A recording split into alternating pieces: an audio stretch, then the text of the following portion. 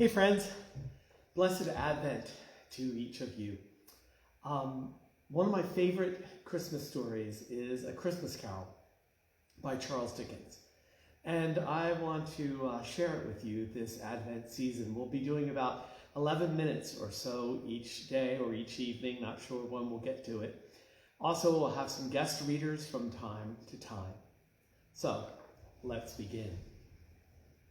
A Christmas Carol by Charles Dickens, Stave 1, Marley's Ghost. Marley was dead, to begin with. There is no doubt whatever about that. The register of his burial was signed by the clergyman, the clerk, the undertaker, and the chief mourner.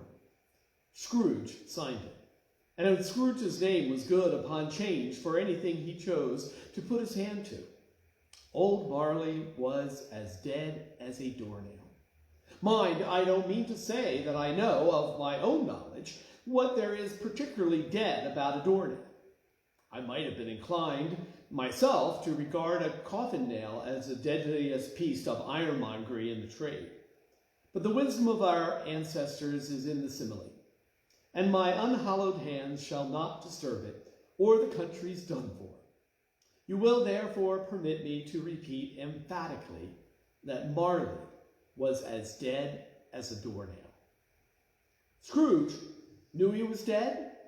Of course he did. How could it be otherwise? Scrooge and he were partners for I don't know how many years.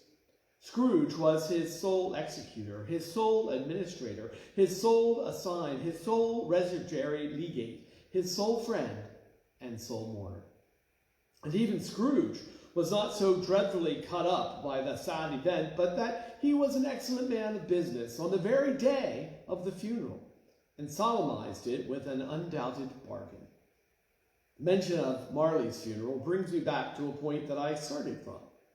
There is no doubt that Marley was dead. This must be distinctly understood, or nothing wonderful can come of the story I'm going to relate. If we're not perfectly convinced that Hamlet's father had died before the play began, there would be nothing more remarkable in his taking a stroll at night in the easterly wind upon his own ramparts than there would have been in any other middle-aged gentleman rashly turning out after dark in a breezy spot, say St. Paul's churchyard, for instance, literally to astonish his son's weak mind. Scrooge never painted out old Marley's name. There it stood, years afterward, above the warehouse door, Scrooge and Marley. The firm was known as Scrooge and Marley. Sometimes people knew the business to be called Scrooge, and sometimes Marley, but he answered to both names. It was all the same to him. Oh, but he was a tight-fisted hand at the grindstone. Scrooge! A squeezing, wrenching, grasping, scraping, clutching, covetous old sinner. Hard and sharp as flint, from which no steel had ever struck out a generous fire. Secret and self-contained, and solitary as an oyster. The cold within him froze his old features, nipped his pointed nose, shriveled his cheek, and stiffened his gait. Made his eyes red, his thin lips blue, and spoke out shrewdly in his grating voice. A frosty rime was on his head, and on his eyebrows and his wiry chin. He carried his own low temperature always about with him. He iced in his office in the dog days, and didn't thaw in 1 degree at Christmas. External heat and cold had little influence on Scrooge. No warmth could warm, no wintry weather chill him. No wind that blew was bitterer than he. No falling snow was more intent upon its purpose, no pelting rain less open to entry. Foul weather didn't know where to have him.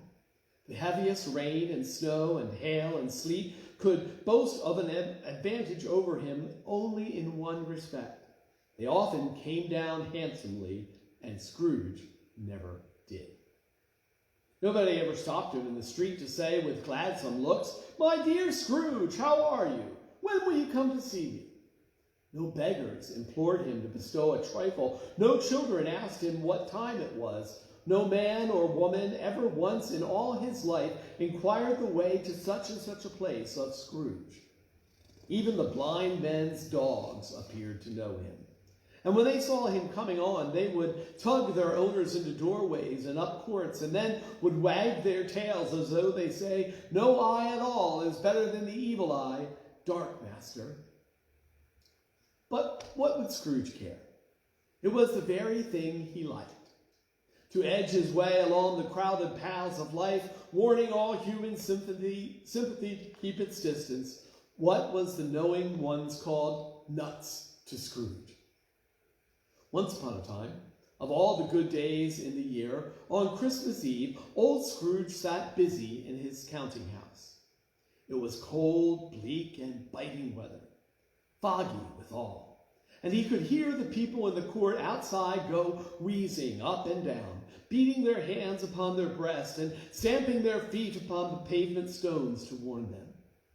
The city clocks had only just gone 3, but it was getting quite dark already. It had not been light at all day, and the candles were flaring in the windows of the neighboring offices, like ruddy smears upon the palpable brown air. The fog came pouring in at every chink and keyhole, and was so dense without that although the court was of the narrowest, the houses opposites were mere phantoms. To see the dingy cloud come drooping down, obscuring everything, one might have thought that nature lived hard by and was brewing on a large scale. The door of Scrooge's counting house was open that he might keep his eye upon his clerk, who in a dismal little cell beyond, a sort of tank, was copying letters. Scrooge had a very small fire, but the clerk's fire was so very much smaller that it looked like one coal. But he couldn't replenish it, for Scrooge kept the coal box in his own room, and so surely as the clerk came in with the shovel, the master predicted that it would be necessary for them to part. Wherefore the clerk put on his white comforter and tried to warm himself at the candle, in which effort, not a man of strong imagination, he failed. We'll continue the story tomorrow night.